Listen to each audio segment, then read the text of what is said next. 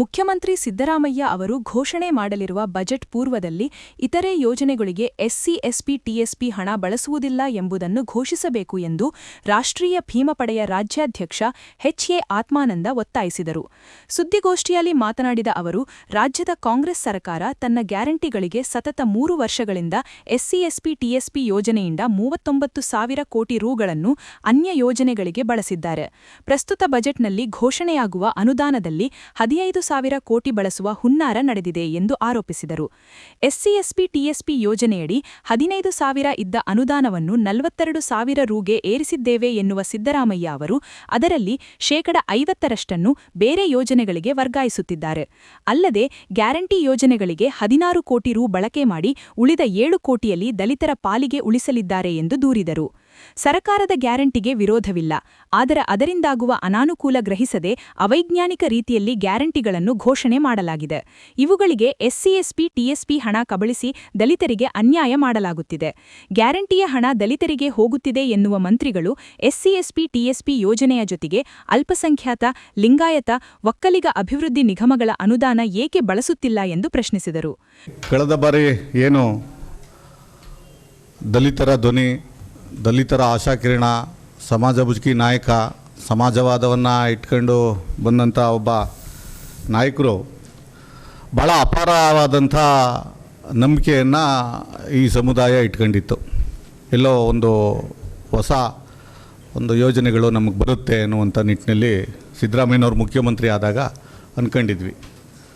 ಆದರೆ ಸಿದ್ದರಾಮಯ್ಯನವರು 18ನೇ ದಾಖಲೆಯ ಬಜೆಟ್ನೇನೋ ಮಂಡಿಸ್ತಾ ಇದ್ದಾರೆ.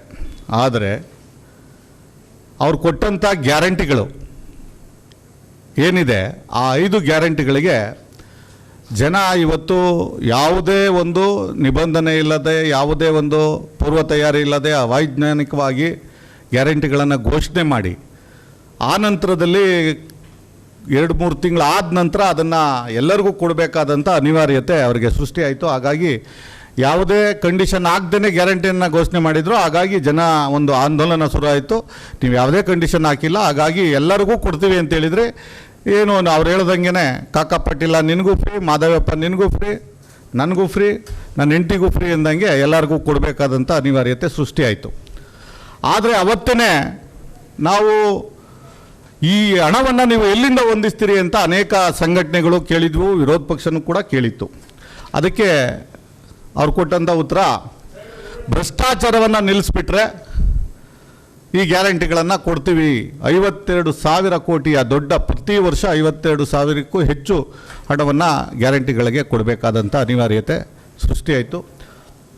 ಗ್ಯಾರಂಟಿಗಳ ವಿರೋಧ ನಮ್ಮದಲ್ಲ, ಆದರೆ ಗ್ಯಾರಂಟಿಗಳಿಗೆ ನಿಮ್ಮ ತಯಾರಿ ಏನು, ಎಲ್ಲಿಂದ ಹಣ ತರ್ತೀರಿ ಅನ್ನುವಂಥ ನಿಟ್ಟಿನಲ್ಲಿ ಏನು ಸಿದ್ದರಾಮಯ್ಯನವರು ಹೇಳಬೇಕು ಅಂದರೆ, ಈಗ ಏನು S C P T S P ದುರ್ಬಳಕೆಯ, ಅದನ್ನು ಕಬಳಿಸಿರುವಂಥ, ದಲಿತರಿಗೆ ಅನ್ಯಾಯ ಮಾಡಿರ್ತಕ್ಕಂಥ ಒಬ್ಬ ಮುಖ್ಯಮಂತ್ರಿ ಅಂತ ನಾವು ಹೇಳೋಕ್ಕೆ ಹೊರಟಿದ್ದೀವಿ.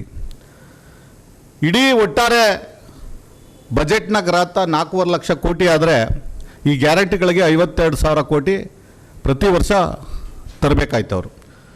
ಇದಕ್ಕೆ ಗ್ಯಾರಂಟಿಗಳಿಗೋಸ್ಕರ 2023-24ರಲ್ಲಿ ಅವರು S C P T S P ಹಣದಿಂದ 11,000 ಕೋಟಿಯನ್ನು, 11,144 ಕೋಟಿ ಹಣವನ್ನು ಗ್ಯಾರಂಟಿಗಳಿಗೆ ಬಳಸ್ಕೊಂಡಿದ್ದಾರೆ.